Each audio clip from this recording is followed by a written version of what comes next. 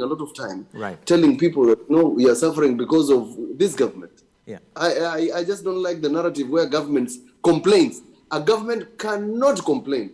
Who are we supposed to run to as a public? Thank you. Yeah. Gloria, it's your time. You have the floor now. And I want to read your thoughts on some of the statements that our Senator has made, including the one that he says the blame should be taken or to be apportioned to everyone within government, including the deputy president. That is escapism. And if they are to go in 2022, they go all of them. That is escapism. The same way you asked him about his party leader and he dilly-daddied, and when he went round the corner, like, you can just say, my party leader has not said anything because he's a coward. That's it.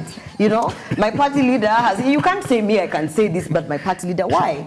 If you want to hold, let's say, for instance, the deputy president, that we have to hold him accountable and he has to do this, then we have to place that same expectation to everyone, including his party leader.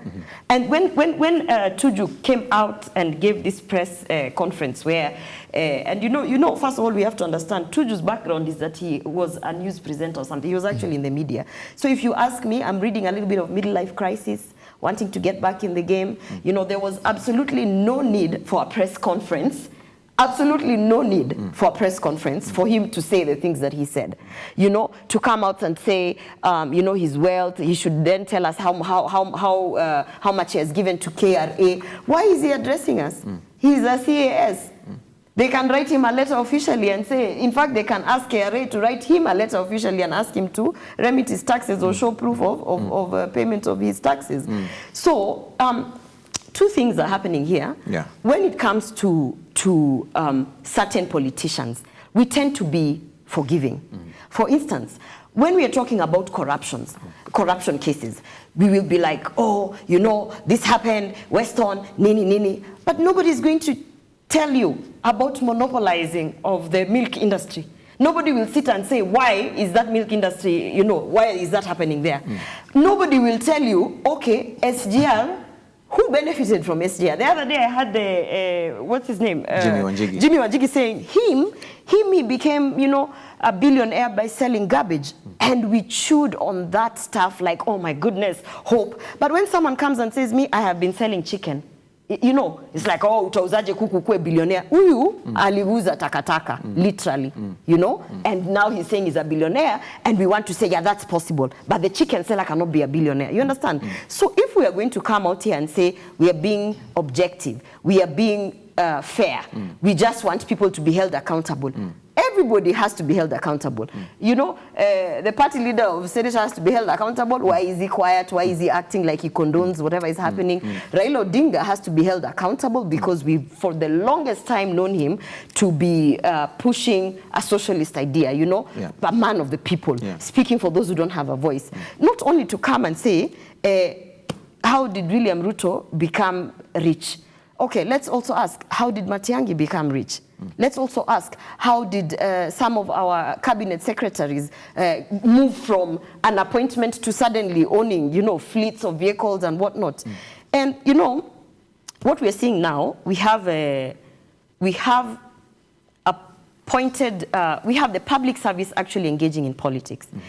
And as I was coming to studio, I was thinking about this situation where you have the CAS, Zaki Nuthia, who is appearing everywhere, politicking, openly, and very, you know, confidently, as though he has not read Mwongozo, you know? Mwongozo is the guideline where we are told how to be as a public servant, as though he has no clue what Mwongozo says. He's out here politicking, obviously, but he doesn't get even a slap on the hand, you know, because he's in the right side of the political divide. The other day we had Joe Musheru trying his hand at, you know, being, let me say, at trending on Twitter, telling us that you can't tell youth that they are hustlers.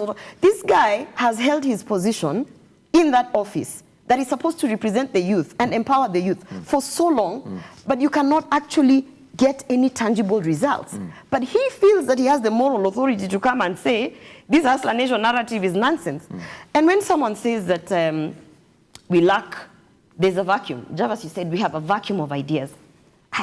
Is it because we are choosing to ignore the fact that someone has brought up the lowest in the food chain, put them at the table on political discussions and said, listen, come 2022, we are now focusing on the economy and we're focusing on the bottom-up economic approach.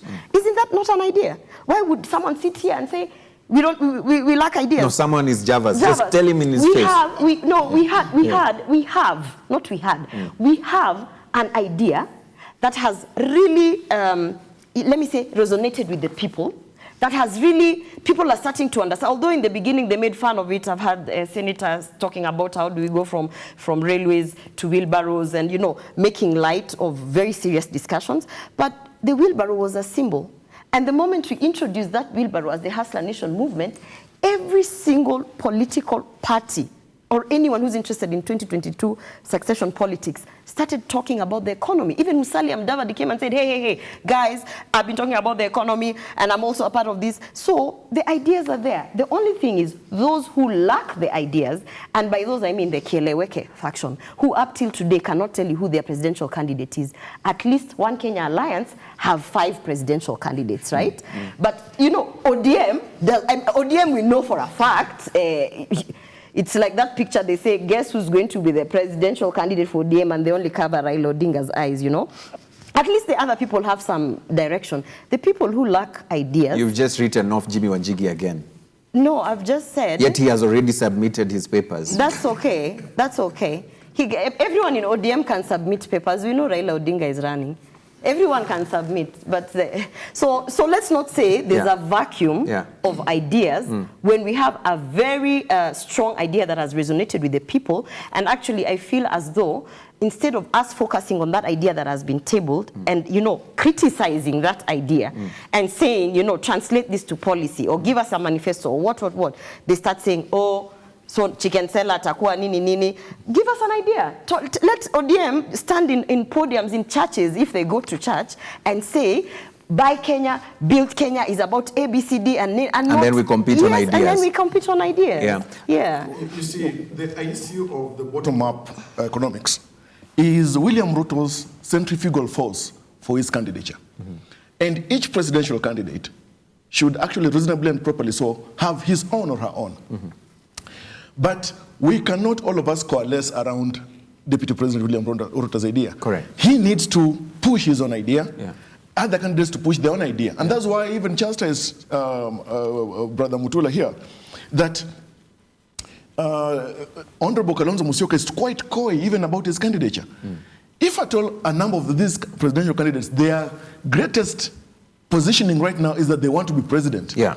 But you're not even telling us that proper formula that you will use to take us out of these problems that we are facing, or we have faced even with Jubilee for these 9 years, 9.5 years or so. And the kind of yearning and thirst of leadership and governance that Kenyans have.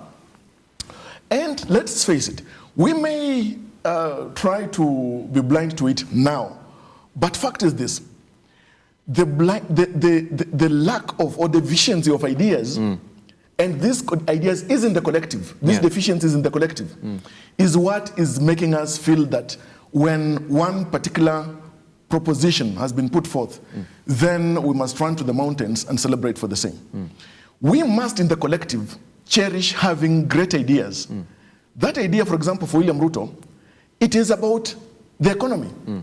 And you see, it's resonating, yes, and now people are getting to discuss William Ruto's idea about the economy. That is not the only idea that presidential candidates should have. Correct. There is so much as any candidate must have the issue of the economy at heart if at all you need to take a country forward. We must tell our leaders, including, and I am calling so much Senator Mutula's party because he's the only one who is here and he can respond, that his party, even though, of course, the other day I think they unveiled the command center, but we must have something to command. The country needs to be taken forward. We need to see beyond the issue of, and the mistake that even various political parties and candidates have been doing, is tell us that, you see, here is my manifesto. Which political party got power and actually fully, properly implemented their manifesto? Jubilee Party, in this second term, has not even implemented 20% of its manifesto that they commissioned in 2017. They did not even achieve 35% of the Jubilee Manifesto of 2013. So if people want to tell us that we will launch our manifesto and this is what we'll do, I mean, that's a circus. In fact, we must come to a point where we must reject the idea of manifestos just on the eve of an election. And give the devil his due. Whether you want to like William Ruto or hate him, he has started the idea about what he wants to champion for way in advance. And that's what we must demand of every presidential candidate. Absolutely. And I want to ask all of us as Kenyans to raise our standards. And when we raise our standards to the higher levels, beyond the neck, tell our leaders that, look, it's not about how you're going to be costumed in these particular colors during political rallies. We want to get ideas. This issue of using young people at rallies to sing, compose music and sing and exploit them and make narratives and listen to even what, and I'm even so sad to listen to what even George Aladwa said the other day. If we are starting the turbines of tribalism right now, I would want to agree with what Senator Mutula said, that we are headed into a very dangerous place in 2017 if we're not careful. 2022 rather. And that's why we must tell President Uhuru Kenyatta, stand firm, use the office that you've been given. Where are you leaving the deputy president? Yes, to make, because he's the head of government. To make the country better. Autonomy. That's what I keep to make the country better. The collectiveness of, if they fail collectively. This thing, if you're deputizing someone, you are deputizing someone. You know? The buck stops with the leader. The buck stops with the person with the full autonomy is the president. Let me bring in Senator Mutula. There's a tweet here that says, with a lot of respect, Eugene, ask Gloria to withdraw the statement calling our Wiper party leader a coward. And I want to hear your thoughts, Senator, because we know you do not hold brief for your party leader. Probably you do, but at least the way Java said, could you be able to respond to this? The lack of the ideas, the lack of stepping forward and saying, you know what, I'll take this bold step. Yes, I know we are in this situation. It creates the narrative that there are no other alternative ideas, and that's why everybody's just debating around an idea of one of the political presidential candidates. Yes, thanks. I thought you should ask Gloria to apologize to my party leader because I've not called Ruto a thief. And I can do that. So she cannot call my party a cow. My party leader a cow. I want to justify my statement. You must apologize. Can I justify my statement? I must not do nothing. We must agree on No, I must not. You cannot. Senator Mutula needs an apology. Listen, he can need one, and I must not do nothing that I'm not willing to do. Here's my thing. What is the definition of a coward? What is it? I will just read you a definition of a coward. A person who lacks courage to do unpleasant things. No. It is unpleasant for him to step up and actually say that, you know, this is the position where we should be. That is a coward. Let's hear from Senator. That's a coward. With all due respect. We have agreed to sit in this panel so that we can exchange ideas and be respectful to one another without necessarily using those sort of words against leaders, because it doesn't help. It doesn't help the cause. And it's not going to get you any bonga points with William Ruto by calling Kalonzo a coward. Let's be nice. It helps.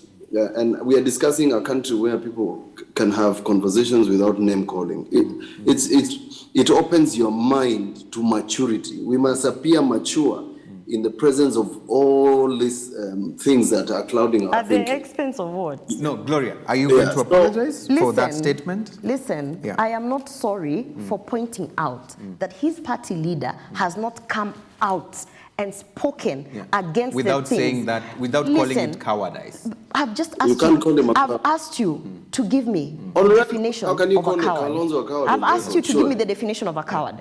But you see, you've said what you've said without saying coward. No, listen, we've come to this show to express our opinions, express our thoughts. But he's expressing his feelings. He feels like and I'm expressing mine. And I'm expressing mine. So to tell me to suppress my feelings because it makes him uncomfortable we're not having a healthy conversation. We need to get to a place in this country. But let me tell you, it's no big deal. The lady is a young lady. I mean, if you compare her age and that of Kalonzo Musyoka, she can't hold a candle to him to call him a coward. But I will leave it at that. The point I wanted to make is this, that even our own conversations for media, somehow even the media suppresses the information that they release. They have carried the hustler narrative in the media. Even when Kalonzo Musyoka talks about a 24-hour economy, nobody listens because nobody wants to hear that sort of thing. You don't want to hear what a 24-hour economy. You want to think of big things. But I go back to the question, to the topic: who is fooling who? William Ruto will not become president because of bottom-up economics. That is garbage. In the end, he is going to go to Central, tell them that you cannot elect Raila Amolo Odinga. He will go to Kambani and say, Kambas, like what Gachagua said, Kambas are 1.1 million shillings. You can't become president by becoming 1 million shillings. In the end, they are fooling us. They are fooling us with all this crap about bottom-up economics and stuff like that. In the end, they are going to pull a tribal card